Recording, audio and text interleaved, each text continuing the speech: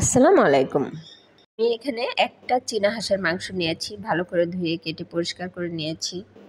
দিয়ে দিলাম আদা, রসুন, জিরা, ধইনা, গোলমরিচের গুঁড়া, মাংসের মশলা, হলুদ, মরিচের গুঁড়া, গরম মশলা, তেজপাতা, 4-5টা শুকনা মরিচ আর হাফ লেবু চিপড়ায় দিলাম। লেবুটা কিন্তু অবশ্যই আপনারা চিপড়ায় দিবেন। ম্যারিনেট করার সময় লেবুটা চিপড়ায় দিয়ে 10-15 মিনিট রেখে দিবেন।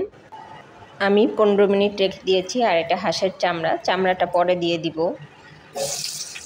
1 কাপ তেল দিয়েছি আর 1 বাটি পেঁয়াজ কুচাই নিয়েছি। আমি নিয়ে ভালো করে পেঁয়াজটা লাল লাল করে তারপরে ম্যারিনেট করা মাংসটা আমি ছেড়ে দিব। হয়ে গেছে, আমি ম্যারিনেট করা মাংসটা ছেড়ে দিলাম।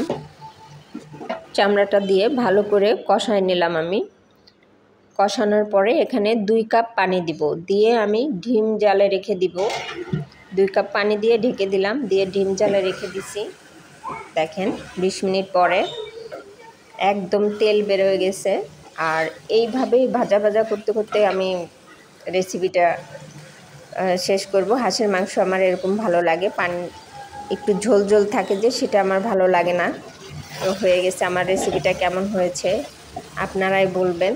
আমি একদম মনে করেন তেলের পুরেই ভাজা ভাজা করেছি, যাতে মাংসটা সেদ্ধ হওয়ার জন্য খালি 2 কাপ পানি দিয়েছি। দিয়ে ঢেকে রেখেছিলাম ডিম জালে।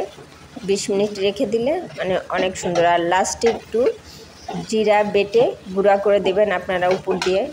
মনে করেন অনেক সুন্দর একটা রেসিপি, আর কোনো গন্ধ নেই। এই হাঁসের মাংসটাতে কোনো রকম গন্ধ পাবেন না।